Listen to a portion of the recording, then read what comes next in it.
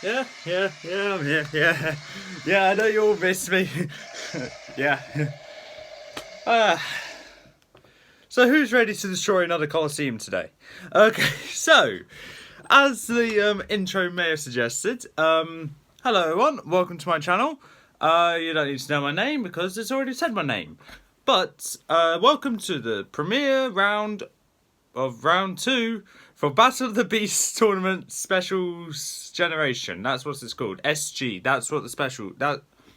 Okay, so if you see the title, you see the words SG. That Specials Generation, that means. OG for the first series I did, Old Generation.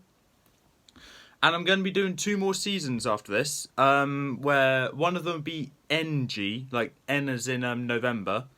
And that'll be New Generation, and AG will be All Generations. So, bit of a tongue twister, but you'll understand it then.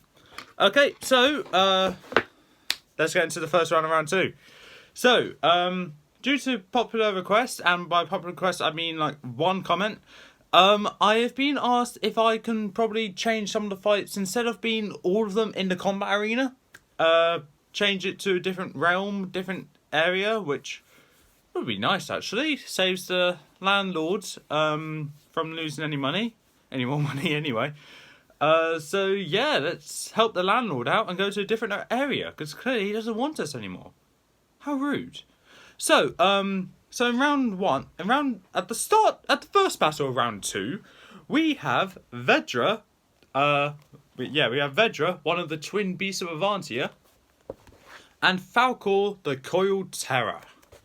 So one was fought in Rion, I believe, and one was fought in Rion. Okay, they're both fought in Rion, okay. Okay, that helps. Okay, so where are we going to fight? Where are we going to have them fight? Not in Rion.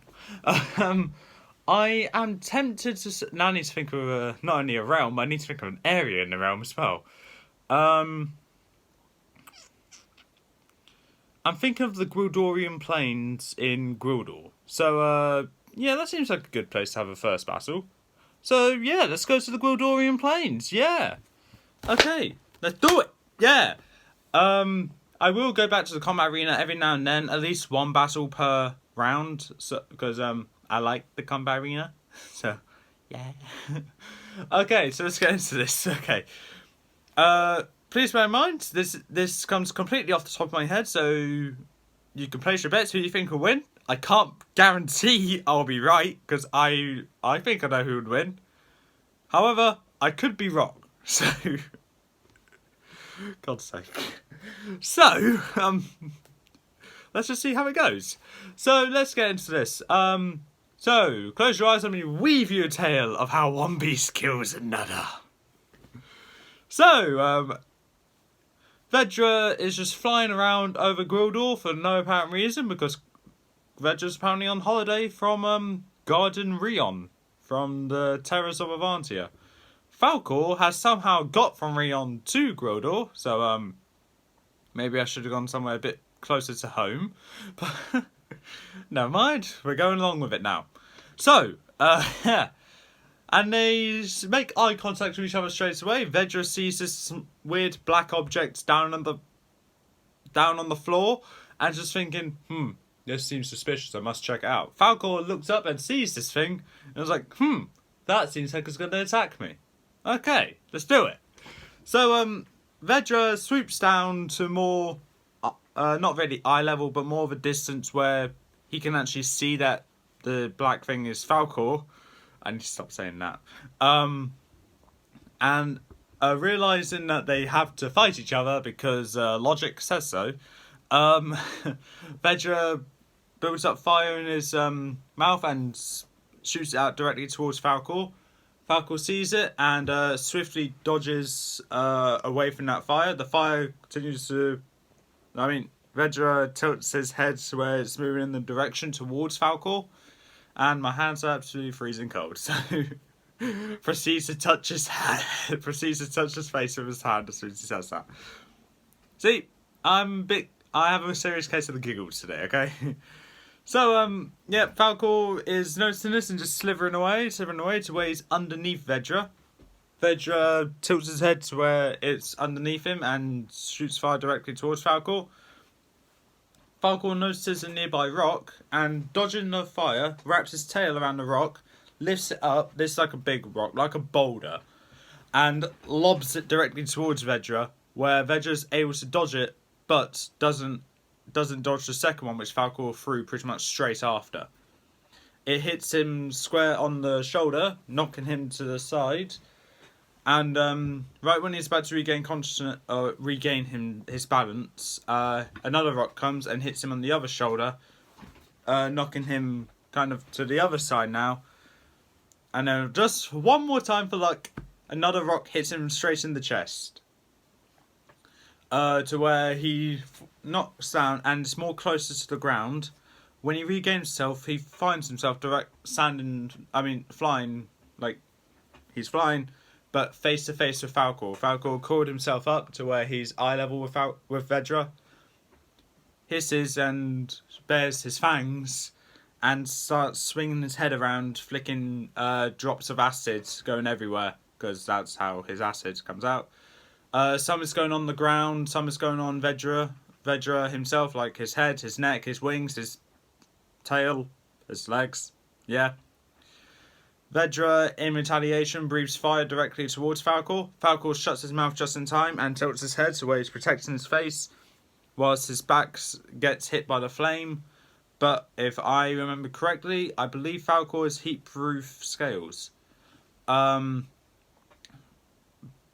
let's go with the fact that he doesn't. I do not remember for certain, but let's say if he doesn't have heat-proof scales.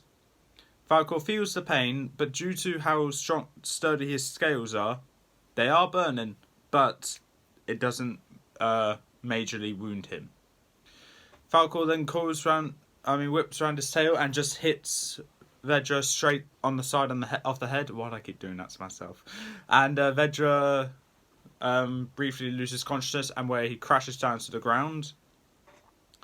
Falkor finds a rock that he previously threw at Vedra and picks it up and smashes it directly on Vedra on the chest, and repeatedly smashing it until the rock breaks. And using his mouth, his fangs, he bites Vedra directly on the neck, causing drops of acid to go inside Vedra. Vedra wakes up at that time, even though I would be surprised if he wakes up because his chest has been smashed in by a... Never mind. Where he starts convulsing on the ground from the acid being in his neck, where it's just dissolving his skin, his bones, his flesh, everywhere around his neck area, to the point where when he eventually tries to get up, he's still shaking violently. Falkor decides to go for the merciful thing, not merciless, merciful thing. Wraps his tail around the base of Vedra's neck, whilst he doesn't bite into it, but puts his mouth between the top of Vedra's neck and just twists, snapping Vedra's neck completely, ending his misery. So, with that being said, that was very grim. That was very grim. Vedra has lost, Falkor has won. So, as I predicted in the Battle of the Beast End of Round 1 summary, I did predict Vedra wouldn't last long. And, honestly, I was surprised he was able to last 5 minutes. So, when I found out the matchup, I was like, yeah, Vedra's dead. Vedra's D-E-D dead. D-E-A-D, but okay. So yeah, Vedra has obviously lost, Falkor has won. If you think Vedra should have won, please explain why. But please remember, my word is final, so I'm afraid we can't do anything about that. If you do see a way in which Vedra wins, please in the comments below why you think that. And let me know how far you think he would have got in the tournament if he survived this battle. But with that being said, Falkor has won, Vedra has lost. Join me in the next Battle of the Beasts. I forgot what number it is. Okay, this was episode number 13. So join me in episode 14, where we'll be pitting two more beasts to fight each other. I'm not going to say which ones, because that's a good element of surprise right there. Till then, I've been on the phones. Peace out. I missed... I missed the stop recording button. Yeah, so let's try again. I've been on the phones. Peace out.